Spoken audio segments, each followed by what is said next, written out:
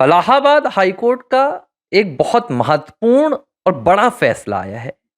जिस फैसले ने, जिस आदेश ने हिंदू और सनातन धर्म के खिलाफ चल रही मिशनरियों की और विधर्मियों की उस नीति को खोखला कर दिया है, जिसमें भारत में हिंदू धर्म के भीतर दलितों को और आदिवासियों को बांटने का सबसे बड़ा खेल चल रहा था।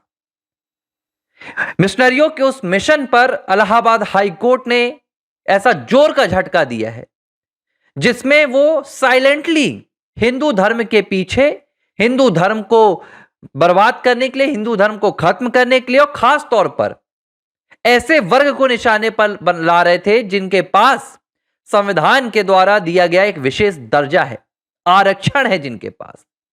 पूरी कहानी आपको समझाऊंगा, क्योंकि मैंने कुछ दिन पहले, आपको याद होगा, एबीसी हिंदी पर ही मैंने चर्चा की थी कि कैसे साइलेंटली हिंदुओं की किलिंग हो रही है।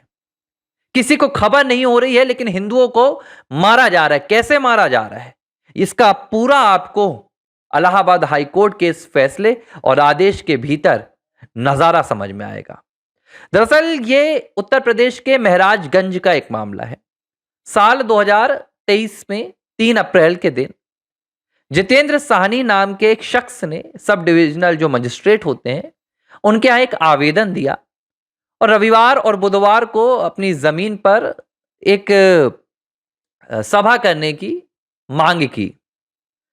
उन्हें यह अनुमति दे दी गई, लेकिन 1 महीने बाद 3 मई को यह अनुमति वापस ले ली गई, क्योंकि 1 महीने के भीतर जितेंद्र साहनी का एक ऐसा चेहरा सामने आया जो देखकर उनके पड़ोसी, आसपास के क्षेत्र के लोग दंग रह गए और उन्हें समझ में नहीं आया कि यह अचानक हिंदू धर्म में ऐसा कैसे होने लगा।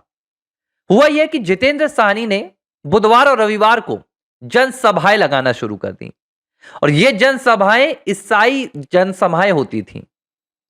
ईसाइयों का सम्मेलन होता था, और ईसाई कैसे, जो हिंदू धर्म के खिलाफ, जो सनातन धर्म के खिलाफ दुष्प्रचार करते थे। और ये जितेंद्र साहनी इस दुष्प्रचार में सबसे बड़ा समर्थक था।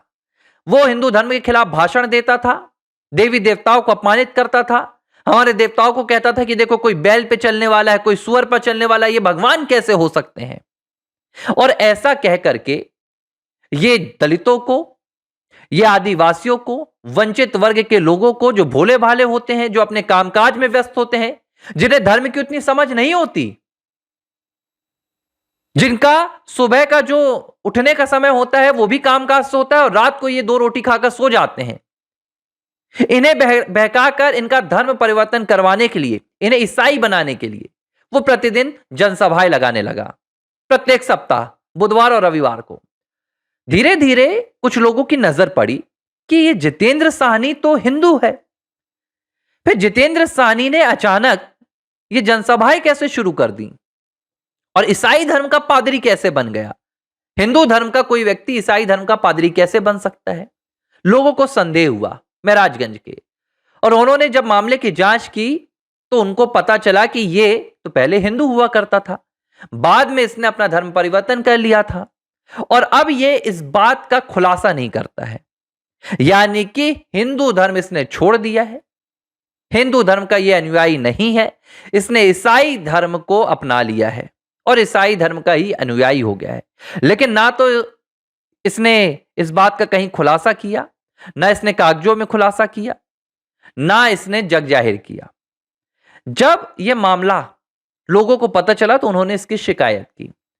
शिकायत के आधार पर आईपीसी की धारा 153 और 295 के तहत धार्मिक शत्रुता फैलाने के मामले में, धार्मिक धोखेधड़ी के मामले में, आस्था को ठेस पहुंचाने जैसी इन तमाम गंभीर धाराओं के तहत जितेंद्र साहनी के खिलाफ मामला दर्ज किया गया और आरोप लगाया गया कि भाई ये अपनी जनसभाओं में सनातन धर्म के खिलाफ, हिंदू धर्म के खिलाफ नफरती और अभद्र और दुष्प्रचारक तथ्यों को रखते हैं। यह मामला जब निकलकर सामने आया तो अदालत में इस मामले को आगे ना बढ़ाया जा सके। अब देख लीजिए असली सच। जितेंद्र साहनी, जो अपने आप को हिंदू बताकर ईसाइयों की जनसभाएं करता था और फिर वहां पर हिंदू धर्म से लोगों को परिवर्तित कर ईसाई बनाता था मिशनरियों के इशारे पर, जब इसके खिलाफ अदालत में मामला गया तो इसने ईसाई वकील ही रखे। सबसे पहली बात तो 2 वकील रखे, दोनों ईसाई, एक डेविड नाम के वकील थे। इसके बाद इसने जो चार्जशीट होती है उसको खारिज करने की मांग की।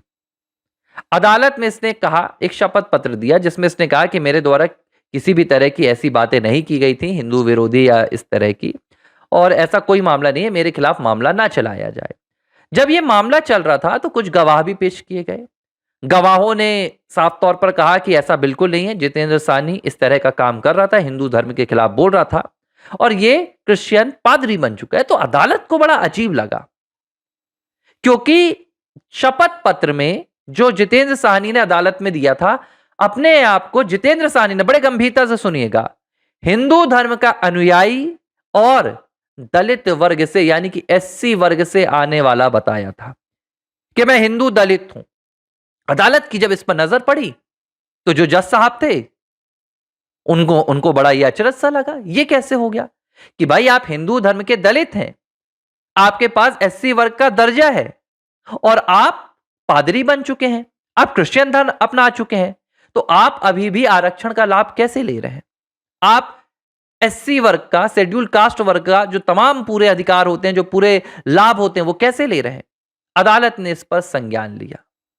अदालत ने भरे इसमें आक्रोश के साथ कहा कि संविधान का जो अनुच्छेद है 341 और 342, उस अनुच्छेद में साफ तौर पर यह कहा गया है, साफ तौर पर यह लिखा हुआ है कि जो एससी वर्ग है, जो एसटी वर्ग है, इसमें सिर्फ 3 धर्म के लोग ही शामिल हो सकते हैं।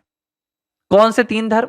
एक हिंदू धर्म, अगर आप हिंदू धर्म में हैं तो ही आप अगर इस वर्ग में आते हैं तो इस अनुसूचित जनजाति और अनुसूचित जाति की सूची में शामिल हो सकते हैं। दूसरा सिख वर्ग, अगर आप सिख वर्ग में दलित से आते हैं या अनुसूचित जनजाति से आते हैं तो आप इस वर्ग में शामिल हो सकते हैं और इन तमाम लाभों को ले सकते हैं। और जो तीसरा वर्ग है वो है बौद्ध वर्ग। संविधान में इनके लिए भी प्रावधान है। तो अभी जैसे कुछ लोग चर्चा करते थे कि जस्टिस बीआर गवई बौद्ध हो चुके हैं तो उन्हें आरक्षण क्यों मिलता है, तो इसकी ये वजह भी है। खैर, मैं मामले पर आता हूं। तो यह संविधान में लिखा हुआ है और संविधान यह कहता है कि इसके अलावा अगर कोई भी धर्म में आप चले जाते हैं तो आपके पास अगर एससी एसटी का कोई भी दर्जा होता है या उससे मिलने वाले लाभ होते हैं तो वो खत्म हो जाते हैं। लेकिन यहां पर जितेंद्र साहनी ने ऐसा नहीं किया था। जितेंद्र साहनी ने यह लाभ लेने के लिए दलित वर्ग के, आदिवासी वर्ग के, अपने आप को हिंदू धर्म का बताया, लेकिन हिंदू धर्म के पीठ के पीछे छुरा भोंकने का काम कर रहा था। यह हिंदू धर्म को, हिंदू धर्म के दलितों को, हिंदू धर्म के वंचित वर्ग के लोगों को यह सीधे तौर पर परिवर्तित करने की कोशिश कर रहा था। कहां पर? ईसाई धर्म में। ऐसे में जब इस बात का खुलासा अदालत में हुआ तो इलाहाबाद हाईकोर्ट ने टिप्पणी की और उन्होंने कहा कि यह जो कारनामा जितेंद्र साहनी ने किया है यह संविधान के साथ धोखा है और बाकायदा इस मामले की प्रोसीडिंग आगे चल रही है।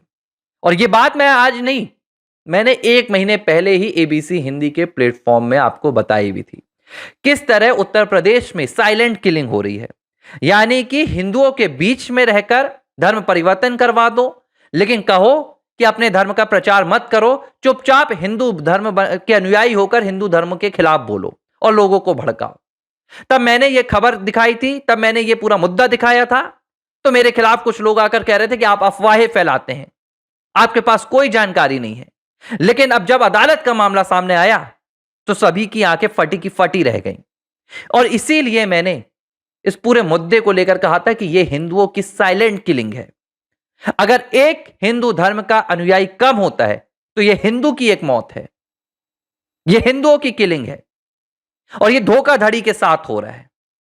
यह कोई अपने मर्जी से धर्म परिवर्तन नहीं हो रहा है कि कोई यीशु से प्रभावित हो रहा है, कोई जीसस से प्रभावित होकर धर्म परिवर्तन कर रहा है। लालच दी जाती है, बरगलाया जाता है, भ्रमित किया जाता है और इसके बाद हमारे दलित भाइयों को, आदिवासी भाइयों को उनके धर्म से छीन लिया जाता है। लेकिन अदालत का यह फैसला अब मिशनरियों के लिए सबसे बड़ा झटका बनकर आएगा, विधर्मियों के लिए सबसे बड़ा झटका बनकर आएगा, क्योंकि कोई भी दलित व्यक्ति या आदिवासी व्यक्ति जिसको धर्म परिवर्तन करवाने के लिए कहा जाएगा, वो अब इस बात के लिए तैयार हो जाए कि उसके जितने अधिकार हैं जो उसे सरकार से मिलते हैं, जितने उसे लाभ हैं जो सरकार से मिलते हैं, वो लाभ और अधिकार भी चले जाएंगे। और यही एक वजह है, मैं बार बार कहता हूं कि आदिवासी संगठनों से जुड़े हुए लोग दलित संगठनों से जुड़े हुए लोग इस बात के लिए कोई आंदोलन नहीं कर रहे हैं। तमाम जो दलित संगठन है वो आरक्षण की लड़ाई लड़ेंगे, वो तमाम मुद्दों पर बोलेंगे, लेकिन धर्म परिवर्तन के मामले में चुप्पी साध कर बैठ जाते हैं और इससे देश के दलितों की संख्या घट रही है। एक दलित कम होता है, एक हिंदू कम हो जाता है।